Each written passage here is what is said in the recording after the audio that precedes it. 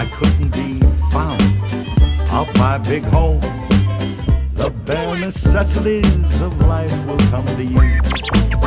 They'll come to you. Hey everybody, it's been a while. I am been very busy with life and work and this thing behind me, which I'm not quite ready to show you just yet. I actually have a lot to tell you about regarding the reef tank and where that's at. I'm sure you can probably hear it in the background. It is up and running, and it has been, which you can actually see firsthand if you went and followed my Instagram. Following along with my progress on there, so if you kind of want to get a sneak peek of what I'm doing like real time, go check me out on Instagram, let me know, say hi, I'll say hi back. I like talking with everybody, and you know, if you want to continue the conversation, I do post that Discord server, which you could join, which is actually pretty active. I'm normally on there. I do work for a living, so not on there all the time, but anyway.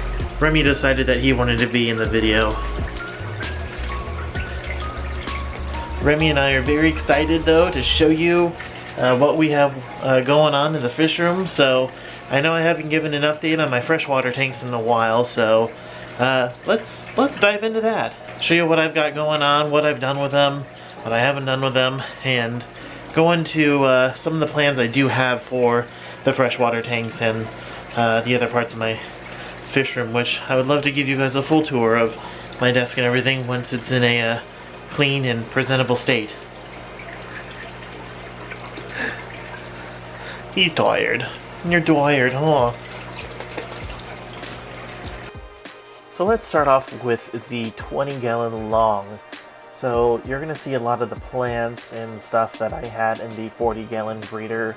I tore that sucker down. I needed to make room for the reef tank. Not to mention, I also wanted something bigger in terms of my quarantine system.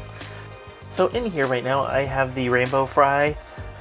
3 of the 8 that I have in total. The others are still kind of growing out, and they're bite-sized for any of the other fish and any of the other tank, so letting them grow out a little bit more before I add them in with the rest of the population. I have a couple guppy fry and I think 1 molly fry that evaded my detection. I scooped them all up about maybe 2-3 weeks ago, and I met up with my friend Charles at Charles Fish Tanks, which you can find his channel, link to his channel in the description below. And we did a little swap. So I gave him about 16 of my Dalmatian molly fry, and he gave me about a dozen of the ivory mystery snails that you can see in this tank. I absolutely love the mystery snails. I used to keep quite a few when I first started the hobby, but I had nothing but terrible luck with them. So, note of caution for anybody interested in keeping mystery snails: make sure that you have a lip on your tank. No rimless tanks unless you have a lid. They will climb to the top, they will fall out, and then they will die. And in my case, get eaten by your dog. So that was a lot of fun to deal with. I also had issues with them getting stuck in the hanging on the back filters. Like, they would get stuck in the little grating that, you know, where the tube comes down to suck the water into the filter. They get stuck in there, they end up getting hurt and die, and it was just, so I ended up just, you know, I decided not to keep them anymore. So this is cool. There's nothing but the sponge filters here, so nothing to get sucked into, and there's no way they can jump or they can get out because there is a lip on the tank and there is a lid on there as well, so no more snail loss for me. But everything else is doing great in there. I do have big plans for this tank, I should say this section of my rack. Stay tuned for that. I haven't finalized plans for that, but it sounds like I may have a custom aquarium on the way, and I will provide more details on that as soon as I work out all the details on my end. Next up, we have the 55-gallon. Now, I haven't really done a whole lot with this tank, to be honest. I haven't added anything to it. I've kind of just let it do its own thing. The plants are, you know, growing. It's just like a jungle in there, but I actually really like it. I like this natural, you know, growth that they're doing. I trim them back only a little bit once they get, like, really, like, if they're poking out of the water or if they just become utterly unmanageable, but that's not too often. The temple plants, you know, they like to just sprawl out, so I do trim them back every now and then, and I've been putting those in my other tanks, letting them, because they do really well in these lower light environments. So none of my tanks have a lot of light in them in terms of, like, if you look or if you compare them to other, people's plant tanks or those who have really difficult plants to keep, my lighting is probably subpar. So a lot of these are lower light plants, and they do exceptionally well in this environment. My nitrates are like almost non-existent because of it. The water changes that I do are minimal at this point. I just normally add water. I do keep an eye on the levels just in case, because I know that as time goes on, that could not always be the case. So, at this point, I just do proper filter maintenance and making sure my water levels are stable. But in terms of like bigger water changes, I haven't really had to worry about them. It's kind of like its own self-contained ecosystem at this point. Next, we have the cherry shrimp tank. This is the 10-gallon, one of the 10 gallons that I had originally set up for this exact purpose, and it's awesome that it's finally, fulfilling its original intended purpose. These are the shrimp that I got from my buddy Aaron from Aaron's Aquatics, which you can find his channel link in the description below as well. And I started off with part of his original colony, and they were in the 20-gallon long for a couple months until I got around to cleaning that out. I moved everybody up here, and they have been thriving. Like, they continue to reproduce, and they have been healthy, happy from what I can tell. I mean, the numbers have been, I've probably doubled or tripled the amount of shrimp I started out with, so I mean, that's a good sign, right? It was hard to get a good picture of them all, so I put a little food in there, and you can see like the differences in size and the different generations of shrimp that are in here. And it's just been, I love watching them. I can just sit in front of this tank, and just watch them swim around, and they are amazing little creatures. I love them so much. So I don't know my long-term plans with this. I thought about starting a shrimp breeding project at one point, but I don't think I have the capacity or time to really handle that kind of project. So I'm thinking, once the population gets big enough, I might start to disperse them through some of the other tanks, maybe use them as food for some of the angels, and or give them to other hobbyists, or trade them in for, store credit at one of my local fish stores or something. I'm not sure. I haven't gotten that far yet, but anyway, I love and adore this tank, and I'm so very thankful to Aaron for, giving me some of his shrimp. It's been a great and fun experience thus far.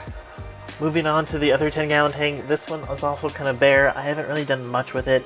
I moved some of the guppies from the 55 up into here with the betta, and kind of just letting them do their thing. They seem to be getting along pretty well. I did notice the betta's fins were a little ragged. I think it's just because he was chasing them around, and sometimes when they move fast or start chasing, that they can tear their own fins. So I'm just keeping an eye on that. Other than, I mean, he's not sick or there's no fin rot or anything, so just making sure that he has a healthy diet, water's clean, and he'll recover in due time. I wouldn't mind adding some extra like hiding places for him, because I know he likes to kind of like, he's not the most social betta fish. Like the other one, like Kai, he'll come up and greet me like a little puppy dog, where this guy would much rather hide in a dark corner, and he does not like to be bothered. Not very like aggressive. He just not a social fish.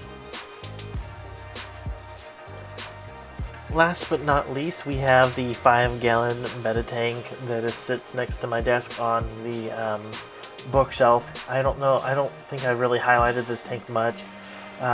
This was my first fish tank ever released as an adult. When I got into this hobby more seriously, this was the first tank I started out with. It has gone through several transformations, and this is just its latest one. I'm actually not the most happy with it.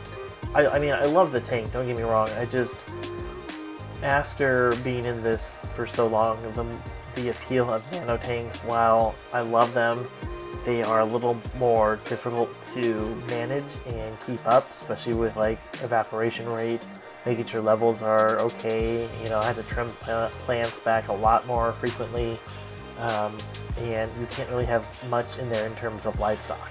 So, in my opinion, there's a lot of downsides in terms of maintaining, you know, nano aquariums, but the upside is that it's also a lot of fun. I enjoy it, but I don't enjoy all the maintenance.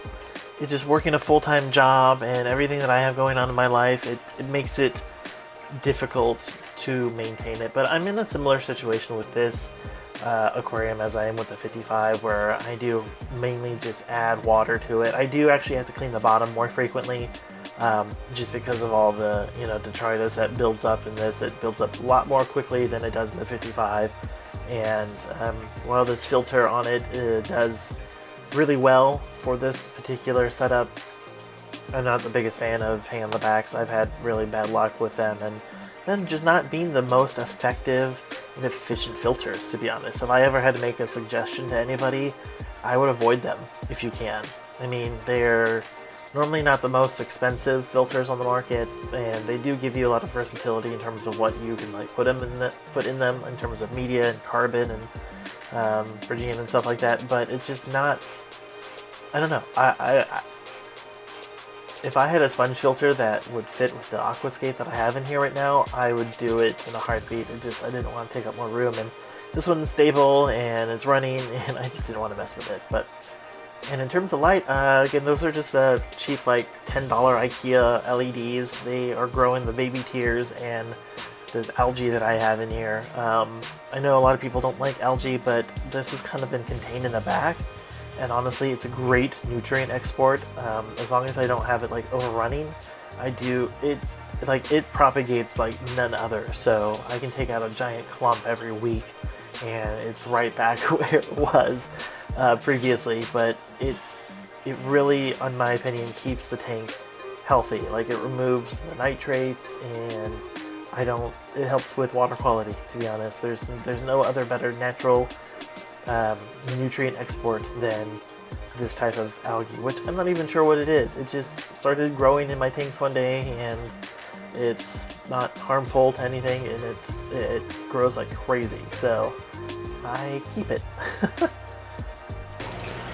Anyway, that's about it. Thanks for watching. I hope you enjoyed the video. If you did, consider subscribing, liking the video, disliking the video, if you're one of those people. Let me know what you think in the comments, and I will catch you next time. Hey, are you new to the fish keeping hobby, or are you a veteran with experience you'd like to share with others? Either way, why don't you come and join the rest of the community in the discussion on the Fishy Business Discord server. Discord is a community-driven chat application. Freshwater, saltwater, shrimp, and more. Our community grows every day. All are welcomed, and we would love if you would join us. You can find links to the server and the application in the description below. And as always, we thank you for watching the video. So fish on, fish fam, and we'll see you there.